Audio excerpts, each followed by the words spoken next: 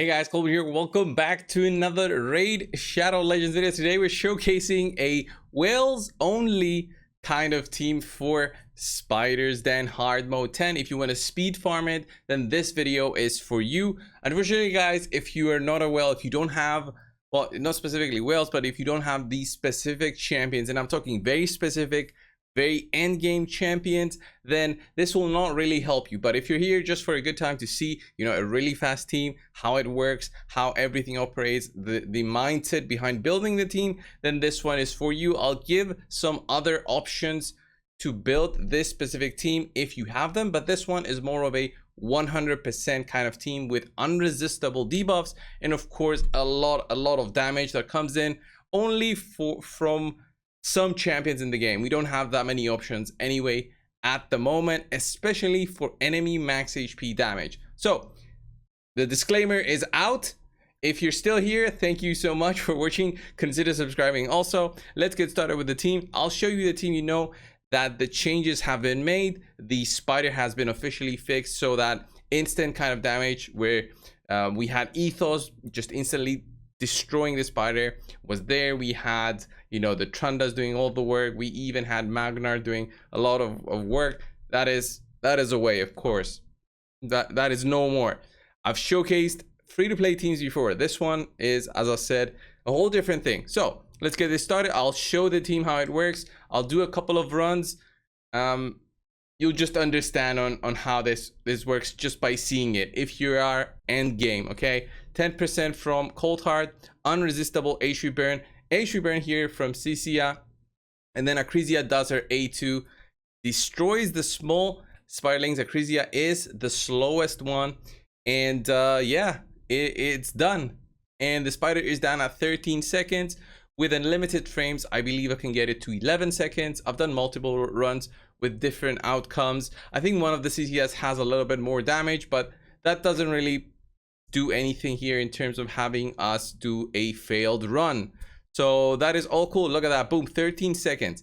It might seem that Acrisia is doing a lot of damage, but the reality is she's only doing her A2 twice, which is 10% of the boss's health for each hit. Cold Heart does 10% of the boss's health, so that's 30%. We've got Ignatius with the HP burn, which is activated by Cisia and then activated by the other Cisia, so that's 40% of the boss's health just through HP burn. So 40 plus 30, that's 70. And then the spiralings dying just themselves, it's 3% for each spiraling, so that's a lot of damage across the board. 100% of the boss's health plus War Masters here and there gives you the 100% run. The unresistible HP burn is really what brings in the 100% win rate, and there's no real other way to do it in AoE HP burn, if I'm not mistaken. It's only my boy Ignatius that does it. I don't have him on my account. This is not my account right now. This was the team that I was fixing for the spider. So that being said, I'll show you guys the gear. Let's just do a couple more runs just to see that it is indeed 100%. I've done like 20 in a row so far. You can see the changes of the champions that you can do. Okay, Cold Heart is not required to be the one that does the first hit, but you need to have somebody go first before everybody that does 10%. That is crucial, and also not do an AoE attack. So unfortunately you cannot use a Royal Guard in her place. And I guess you can use the Septimus if you can get him fast enough. You can get him to do the 10% hit. You can use him. Anything that does 10% on a single hit will work, or even more if you can do it without a defense down weekend.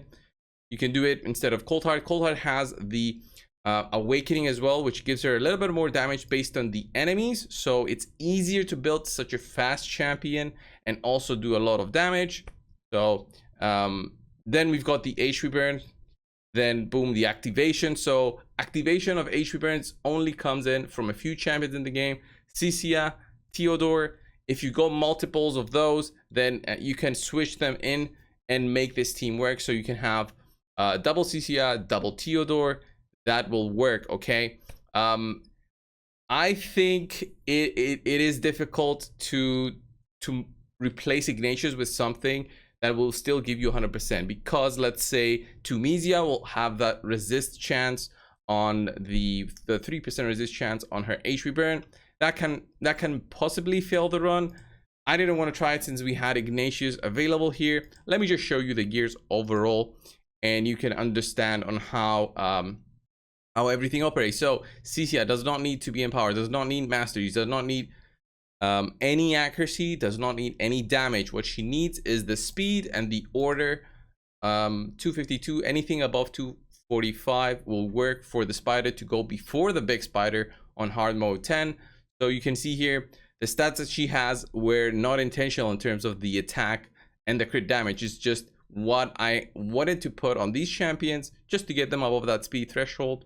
Wasn't even trying for more accuracy or anything else.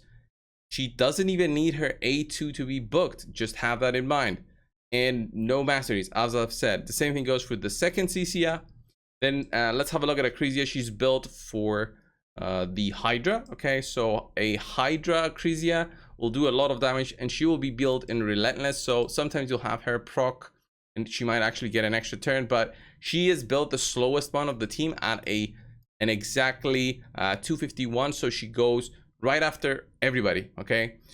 And she does her A2. So if I had her before that and Cecilia after, Acrisia would actually kill the spiderlings and not let the Cecilia activate.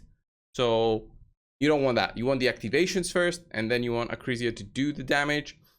And it all works very nice. So this is the Acrisia. Awakened, not really required, but it does work. She's even got cruelty. You'd put her in the lead if you're missing crit rate, but that will affect CCS damage with more crit rate. Okay, so I've built them without the Acrisia lead. Masteries, of course, War Master, because it's an Acrisia Hydra build we're running right now, and the speed is required. You need to be fast, so there's no way around the speeds. Okay, and let's have a look at the Cold Heart. The Cold Heart is right here. It's this one. 0 accuracy. You don't need it. You cannot reduce the turn meter of the boss. Don't even need to have Savage or anything, because with these stats, 274 crit damage, probably you can drop that a little bit and you can still get the 10%. Didn't try with lower. There we go. We get the 10%. That's what we want. 280 on speed. Anything for her to be number 1, okay, in terms of speed. You can put them with 1 speed difference from each other. As long as Cold Heart is first, you should be fine. But I've let some room in there just because I could, just because it's not that hard to get this, especially on a more end game account. The masteries I went with, it was Flawless Execution. A Ruthless Ambush is big here for the 8% more damage. And here, Bring It Down, and of course, Heart of Glory. These are required for these one-shot combos. And that's pretty much it. Ignatius should be built with 0 damage, and I'll show you the gear on Ignatius. It's kind of funny because I have attack percentages here and there, which are exactly the opposite of what you would have wanted initially for Ignatius. Not even Awakened in there. Booked, his A3 needs to be booked for the 100% chance to apply the HP burn. And then have a look at that. I think it's a attack percentage glove, attack percentage chest piece, I think attack banner, and yeah, HP and speed. I mean, his defense is quite low at a 2.6k. I was deliberately trying to not have him do damage so I don't kill the spiralings before, okay, because he can hit hard and that will surprise you. So no masteries are required, no awakening. The books here are required. He just needs to apply the HP burn. He doesn't need any accuracy to do so. So build him fast to be right after the Cold Heart. So 266. And that is for the champions. In terms of the custom AI, this is the A2 here. Needs to be activated. So you see 258, 252, 266, 251. So 252 is just 1 speed higher, but it still works. There's no way for them to get any speed before this. So I could have had maybe 270 on Cold Heart, but 280 was easier. I put some glyphs in there. 280, boom. That's what I wanted to do. And that is the team, guys. Easy 13-second farm, 14-second farm, 11-second farm. As long as it's consistent, as long as it's 100%, I'm happy with that. And you should be too if you've got all of these tools. As I've mentioned, there's different champions that you can put in there, but unfortunately I think Acrisia is the only must because of that 20% damage that she can do. 20% damage that she can do. I could possibly see another Theodore in here instead of Acrisia, who goes before the CCS, and you'll have the final CCS do like a big blast to kill the Spirelings.